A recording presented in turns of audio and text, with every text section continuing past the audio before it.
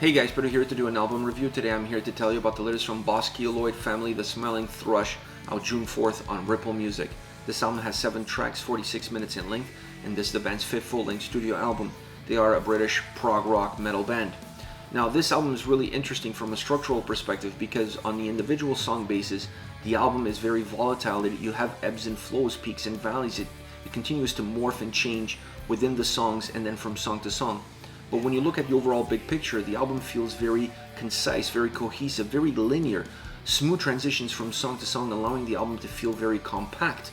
So it's really interesting that they were able to construct an album that has these two different approaches and they are able to coexist with one another in giving the album incredible overall power and strength.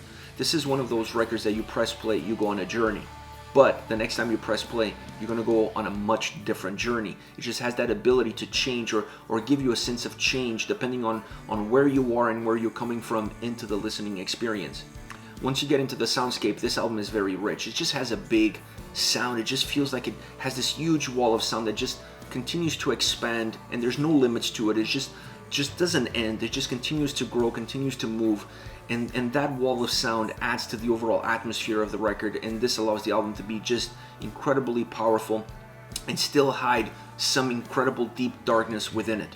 I wish they had gone a little bit deeper into that darkness, go deeper into that well, bring in almost a doom atmosphere into the record. It was a little bit of it there. You could sense it on a song-by-song basis, some tracks more than others, but you could feel it like it's there, like it's brewing under the surface.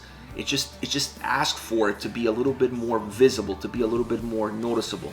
Having said that, the impact of the overall sound, how rich it is, how many layers there are to the soundscape of this record is just outstanding. It's just a very sounding record. It has a great sonic overall approach. It's very rich, it's very powerful. It's not heavy, but it's driven, it's melodic, it takes you with it, and it allows you to lose yourself in it. And that's the beauty of the record. You have an atmosphere that has that aspect to it, and then you have the soundscape that really elevates that same feeling. And bringing both together, you have an album that's all about the experience of just going through the journey of listening to it. Within that soundscape, 2 elements I really want to touch on, and that is the drums and the guitars. The drums were a little bit of the glue on this record. I didn't feel like they were as dynamic as the guitars. They didn't change as much. They were more stable, they were more constant, and that was an important element to kind of ground the whole record or allow the album to have a sense of continuity, because you get so many moving pieces on this album that you need some of those pieces to stay as constant as possible. I felt like the drums was one of those pieces.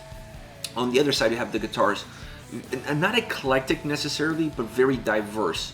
Diverse in where they're taking you, diverse in the sound experience, diverse in thickness, diversity in volume. There's a little bit of everything on the guitar side of things, and that's what keeps this album engaging. That's what keeps this record interesting. I love the guitar sound. I love the different approaches. I love what it had to offer. It was really the motor, the driver of this record on the individual song basis, and then obviously on the overall experience that the record has to offer. On top of it all, you have incredible vocals by Alex. Phenomenal. He brought so much charisma to the way this record comes across, to the way this record sounds, to the way this record feels. I don't think you can have this album take you on that different journey every time you press play without his vocals sounding and being the way they are.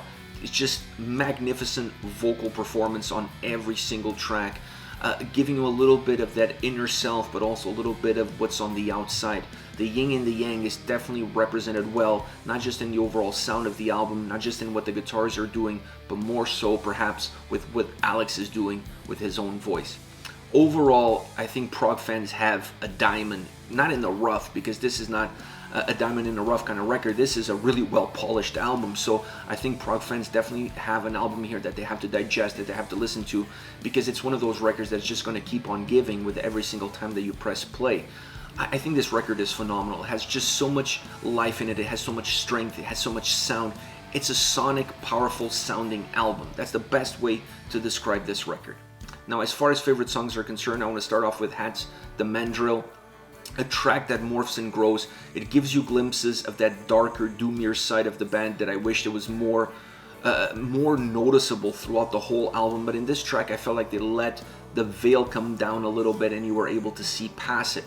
It's a really well-defined track as far as the sound and vocals are concerned. There is a little bit of an uneven approach to the song when you look at the verses and when you look at the chorus.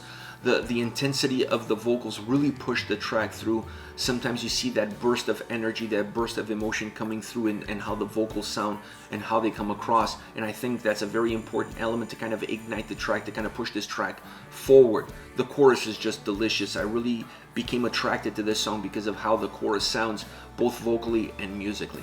Next, Cecil Succulent. A very mellow intro. It really slows everything down. It gives you this sense of calm. There's a little bit of a jazzy undertone to the overall atmosphere, to the overall soundscape.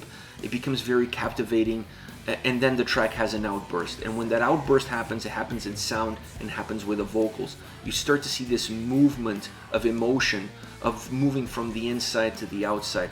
All the emotion that was built in on the inside through the more mellow portions of the track become part of the exterior image of the song during those outbursts. I really like this dynamic. There is a sense of introspective moments with exteriorizing those moments then right after. So what's on the inside becomes clear because it moves into the outside.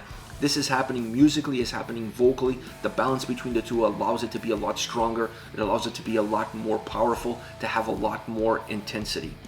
Last but not least, Grendel, a prog rock track. This is perhaps one of those straight to the point prog rock tracks. It just has a lot of rock built into it, and then when you add some prog elements, it just really combines well for the soundscape of the song, for the effect that the track feels. And it feels very controlled. It's a song that has that sense of controlled chaos, if you will. There is some unhinged moments. They come more in the chorus. The chorus feels like it's breaking a little bit more apart, or loosening up those chains that really keep it tied in together. You see those chains really working well in the way the verses come across. The vocals allow the song to have fluidity, allow the song to be continuous, allow the song to move really well. And the experience overall of this track is one that offers eclectic moments within it. It's a song that feels controlled, but at the same time, there's these bubbles under the surface and the track is ready to explode at any given time. So, like I said at the beginning, more of controlled chaos within a prog rock track and how it's presented and how it's constructed, and then obviously in how it's delivered. This is it. This is Boss Keloid with Family the Smiling Thrush, out June 4th on Ripple Music. Let me know your thoughts on the band, on the singles. Use the comment section below. I'll be reading those and getting back to you. Take care, guys.